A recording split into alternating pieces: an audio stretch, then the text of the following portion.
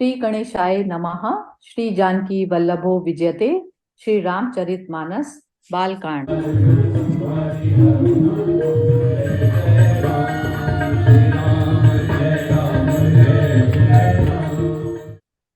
कंकन किंकनी नुपुर धुनि सुनी, कहत लखन सन राम हृदय गुनी। मानहु मदन दुदुम्बी दीनी, मनसा विश्व विजय कहत कीनी।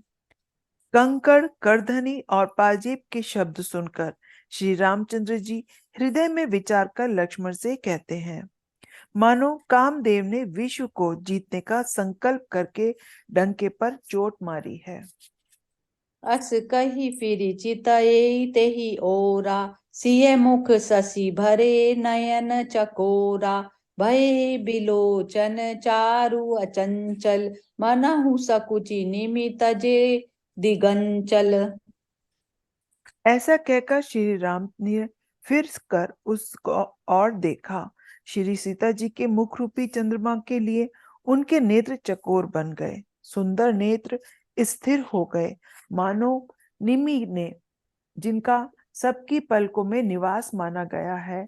लड़की दामाद के मिलन प्रसंग को देखना उचित नहीं, इस भाव से सकुचाकर पलके छोड़ दी, पलकों में रहना छोड़ दिया, जिससे पलकों का गिरना रुक गया। देखी सिय शोभा सुख पावा, हृदय सराहत बचनु न आवा। जनु बिरंचि सब निज निपुनाई, बिरचि विश्व कह प्रगति दिखाई। सीता जी की शोभा देखकर श्री राम जी ने बड़ा सुख पाया। हृदय में वे उनकी सराहना करते हैं, किंतु मुख से वचन नहीं निकालते। वह शोभा ऐसी अनुपम है, मानो ब्रह्मा ने अपनी सारी निपुणता को मूर्ति मानकर संसार को प्रकट करके दिखा दिया हो। सुंदरता कै सुंदर करही, छवि गृह दीप शिखा जनु बरही। सब उपमा कवि रहे जुठारी, केहि पट तरऊ विदेह कुमारी। वह सीता जी की शोभा सुंदरता को भी सुंदर करने वाली है।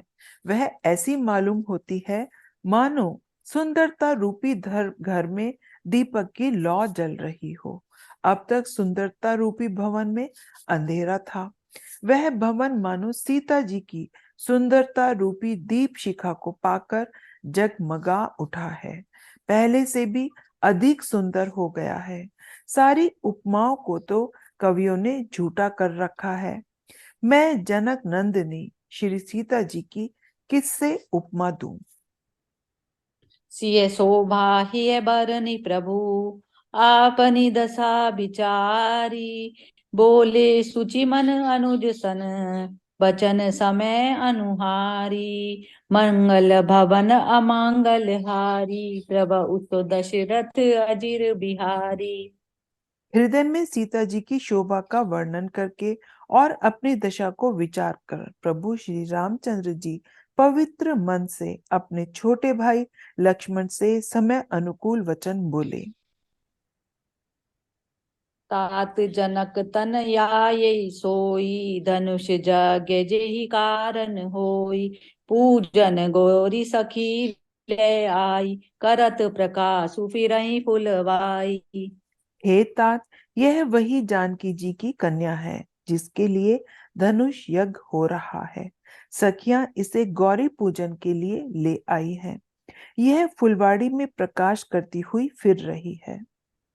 जासु बिलो की अलौकिक शोभा, सहज पुनीत मोर मनु क्षोभा। सो सबु कारण जान विधाता, पर कहीं सुबद अंग सुनु ढाता। जिसकी अलौकिक सुंदरता देखकर स्वभाव से ही पवित्र मेरा मन शुद्ध हो गया है, वह सब कारण तो विधाता जाने।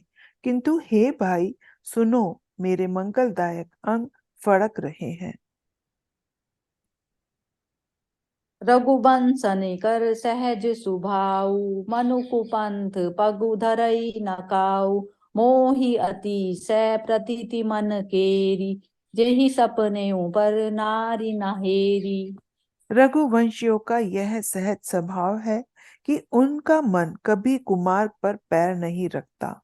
मुझे तो अपने मन का अत्यंत ही विश्वास है कि जिसने स्वप्न में भी पराई स्त्री पर दृष्टि नहीं डाली है। जिनके लही नारी पुरन पीठी, नहीं पावही परतिय मनु ठीठी। मंगन लही न जिनके नाही, ते नर बर थोरे जग माही। रण में शत्रु जिनकी पीठ नहीं देख पाते, अर्थात जो लड़ाई के मैदान से भागते नहीं। पराई स्त्रियां जिनके मन और दृष्टि को नहीं खींच पाती, और भिखारी जिनके यहाँ से नहीं ना ही नहीं पाते, अर्थात खाली हाथ नहीं लौटते। ऐसे श्रेष्ठ पुरुष संसार में थोड़े हैं।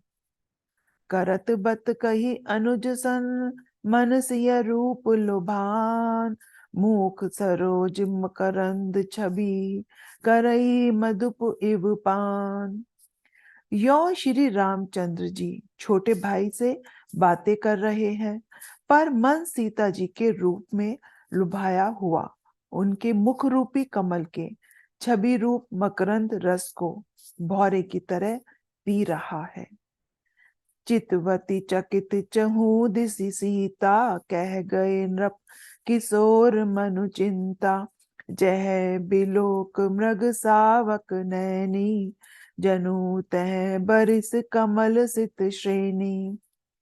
सीता जी चकित होकर चारों ओर देख रही हैं। मन इस बाल की चिं-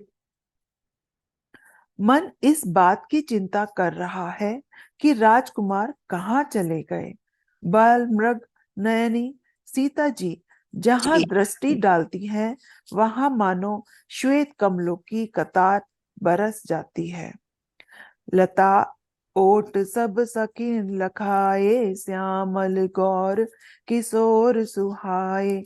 देखी रूप लोचन ललचाने, हर्षे जनु निज निधि पहचाने।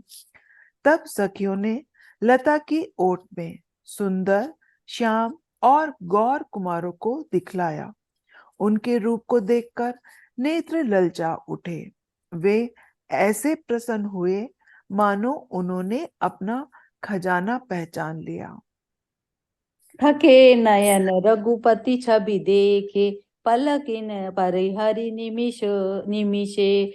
अधिक सने देह भय भोरी, सरदर सिरिये जनु चितव चकोरी।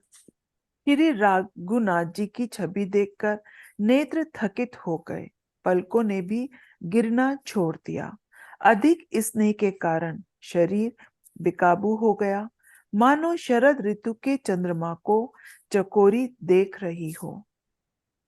लोचन मग रामहि उर आनी, दीने पलक कपाट सयानी। जैसी सखिन प्रेम बस जानी, कही न सकही कछु मन सकुचानी।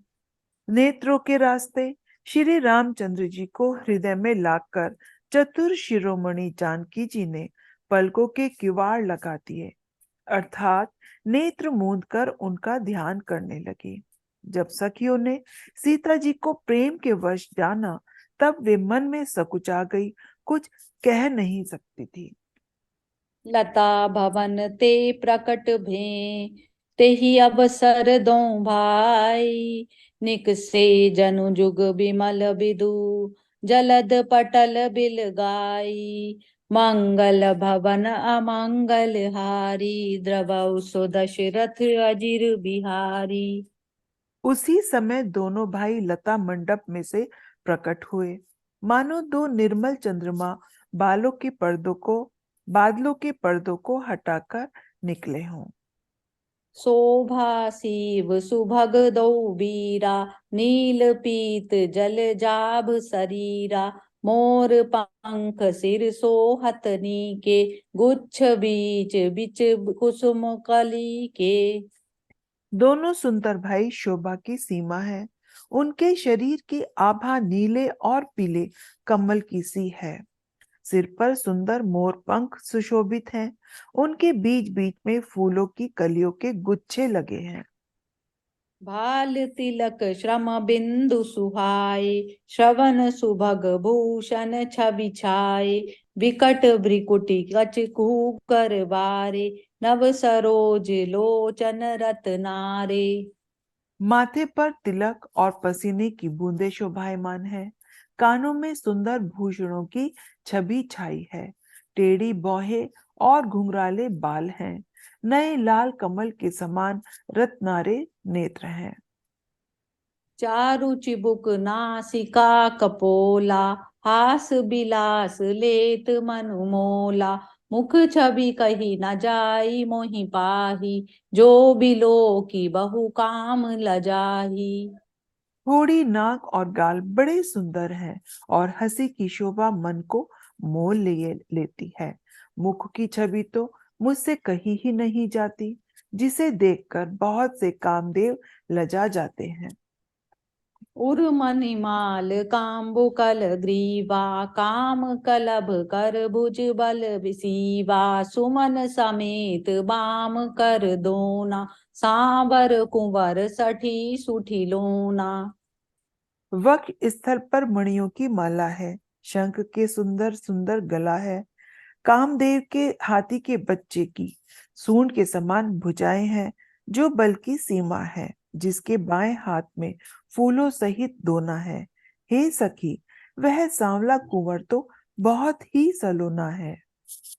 केहरी कटिपट पीत धर, सुषमा शील निधान, देखी भानुकुल भूषण ही, बिसरा सखिन अपान, मंगल भवन अमंगल हारी, द्रवौ सो दशरथ अजिर बिहारी, दीन दयाल बिरद संभारी, हरौ नाथ मम संकट भारी।